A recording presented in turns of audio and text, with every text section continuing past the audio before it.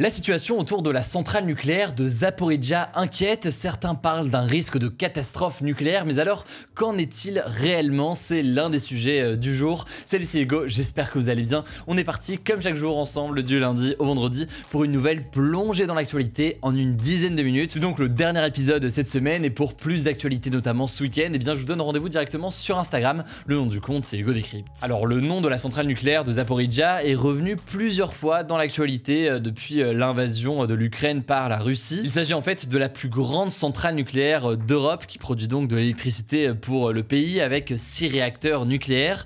Cette centrale est située à l'est de l'Ukraine et depuis début mars, eh bien, elle est occupée et contrôlée par les Russes qui se sont emparés de ce lieu qui est forcément stratégique puisqu'on l'a bien compris, la question de l'énergie est centrale dans une guerre en ce moment. Or, eh bien, la zone autour de la centrale a été plusieurs fois le théâtre de bombardements et la Russie et l'Ukraine s'accusent mutuellement ces derniers jours de ces attaques. Et pour vous faire un petit résumé de tout ça, le 4 mars, eh bien, un violent incendie s'était déclenché en pleine nuit autour du site à cause de bombardements. Un incendie qui n'avait heureusement touché que des bâtiments annexes de la centrale nucléaire. Un peu plus tard, enfin même beaucoup plus tard, plus récemment, le 25 août par exemple, eh bien, des bombardements ont provoqué une coupure de l'approvisionnement de la centrale en électricité et donc la centrale a dû fonctionner avec des générateurs de secours le temps de cette coupure avant que le réseau soit rétabli.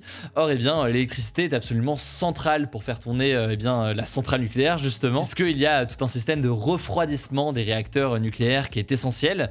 Et puis, dernier incident en date qu'on pourrait noter, c'est notamment ce jeudi, un réacteur de la centrale a dû être arrêté, toujours là aussi à cause de bombardements. Bref, cette situation inquiète beaucoup les experts mondiaux de l'énergie atomique et des centrales nucléaires, puisque à court terme, les experts craignent qu'avec ces problèmes de gestion, les bombardements, les interruptions, etc., eh bien, tout ça n'entraîne de potentielles fuites radioactives qui forcément pourraient avoir des conséquences pour la population autour, ou alors même d'ailleurs la faune et la flore dans la région. Et à moyen terme, ils craignent qu'il se passe des choses encore plus graves avec, par exemple, eh bien, des risques de bombardement qui frapperaient directement la centrale en risquant donc d'endommager un réacteur et de provoquer une véritable explosion nucléaire avec toutes les conséquences très graves qu'il pourrait y avoir évidemment, que ce soit pour les Ukrainiens, pour les Russes aussi qui finalement sont pas très loin, mais aussi pour d'autres pays européens. Le tout rappelle évidemment la catastrophe nucléaire de Tchernobyl qui a eu lieu il y a près de 40 ans en 1986 au nord de Kiev en Ukraine donc, même si évidemment les situations sont quand même différentes aujourd'hui, notamment en termes de normes de sécurité qui sont présentes au sein de la centrale. Bref, tout ça pour dire que l'Agence internationale de l'énergie atomique, qui est une organisation internationale qui est chargée de surveiller le fonctionnement de toutes les centrales dans le monde, elle a exigé de venir inspecter la centrale. Tout cela a fait l'objet d'intenses discussions et négociations, mais finalement, eh bien, les autorités russes et ukrainiennes se sont mises d'accord pour permettre cette visite, et donc les experts de l'AIEA eh bien, sont arrivés ce jeudi à la centrale. Alors, ont-ils été rassurés par leur premier contrôle au sein de la plus grande centrale nucléaire d'Europe? Eh bien, pas vraiment. On a notamment cette déclaration de Raphaël Grossi, qui est le chef de l'Agence internationale de l'énergie atomique, qui a déclaré, je cite, « J'étais inquiet et je vais continuer à être inquiet ». En fait, selon lui, l'intégrité physique de la centrale a été violée à plusieurs reprises. En gros, il sous-entend qu'il y a eu plusieurs fois des dégâts causés par des bombardements et par des attaques, sans toutefois alerter pour le moment sur de potentielles fuites radioactives. En tout cas, les experts réclament de rester de manière permanente maintenant dans la centrale pour contrôler en permanence l'état des lieux et vérifier que tout se passe bien malgré les affrontements autour. En tout cas, côté russe, on a réagi en saluant la présence de l'AIEA pour inspecter les lieux. De son côté, le président ukrainien Volodymyr Zelensky demande à ce qu'il y ait en fait la formation d'une zone démilitarisée autour de la centrale nucléaire pour éviter donc les affrontements et le risque d'une catastrophe nucléaire. Et en faisant ça, eh bien, ce que ça veut dire aussi et ce que demande Zelensky, eh bien, c'est que l'Ukraine reprenne le contrôle aussi de la centrale nucléaire, puisque actuellement c'est donc l'armée russe qui contrôle cette centrale. Et sur cette question de la démilitarisation, l'ONU semble aller aussi dans ce sens-là, alors que du côté de la Russie, on répond que c'est l'Ukraine qui est derrière les bombardements ces derniers jours. Bref, pour résumer, la centrale nucléaire de Zaporijjia est au cœur de l'attention aujourd'hui. c'est un petit point important je pense à faire aujourd'hui. Évidemment je vous tiens au courant dès qu'on a du nouveau. Allez, on continue avec les actualités en bref, et aujourd'hui ces actus en bref ressemblent un petit peu à un tour du monde parce qu'il y a 7 actus et tout autant de pays qu'on va voir ensemble. Et on commence avec une première actualité au Royaume-Uni. Le vote pour désigner le nouveau Premier ministre se termine ce vendredi soir. En fait, on en avait parlé sur la chaîne, l'actuel Premier ministre Boris Johnson avait annoncé début juillet qu'il démissionnait de son poste, notamment après de nombreuses révélations et scandales, notamment concernant des soirées qu'il avait organisées lors de confinement. Un vote est donc organisé en ce moment au sein du Parti conservateur. Le Parti conservateur, c'est le parti de Boris Johnson et il est classé à droite de l'échiquier politique au Royaume-Uni.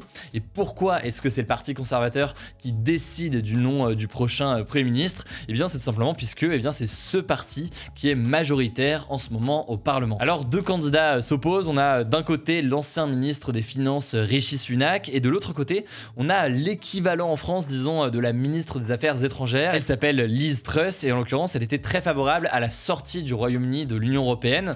C'est Liz Truss qui est donnée comme favorite. On verra donc ce qu'il en est des résultats. Ils sont attendus lundi. Deuxième actualité, cette fois-ci en Argentine, en Amérique du Sud. Donc, l'actuelle vice-présidente et ancienne présidente de l'Argentine, Cristina Kirchner, a été victime d'une tentative d'assassinat jeudi soir à Buenos Aires. En gros, elle se rendait à son domicile quand un individu s'est approché d'elle et a pointé un pistolet à quelques centimètres de son visage. Alors, on ne sait pas encore pourquoi, mais aucun coup de feu n'est parti, alors que l'homme avait appuyé visiblement sur la gâchette. Il a été très vite, vous l'imaginez, interpellé par la suite par les services de sécurité. Alors, de très nombreux habitants ont fait part de leur choc puisqu'elle est très populaire auprès d'une partie de la population. Par ailleurs, pour avoir tout le contexte, il faut savoir que Cristina Kirchner était présidente donc entre 2007 et 2015. Actuellement, elle est vice-présidente et elle est aussi en procès pour corruption et fraude fiscale. Alors en tout cas, suite à ces événements, l'actuel président argentin Alberto Fernandez a décrété un jour férié national dans le pays ce vendredi. Voilà donc pour ce qu'on sait aujourd'hui et ce qu'on ne sait pas. Évidemment, je vous tiens au courant la semaine prochaine dès qu'on a du nouveau, ou alors je vous tiendrai au courant ce week-end directement sur notre compte Instagram. Le nom du compte, c'est Hugo Décrypte. Allez, pour la troisième actualité, on quitte l'Amérique du Sud, on retourne en Europe et on part en Espagne. Depuis hier, tous les Espagnols peuvent prendre les trains de banlieue et certains trains régionaux gratuitement jusqu'à la fin de l'année. C'est en fait une mesure assez originale qui a été prise par le gouvernement espagnol pour aider les gens à lutter contre la hausse des prix en ce moment. En particulier, la hausse des prix des carburants en leur permettant donc de privilégier le transport en train plutôt que le transport en voiture.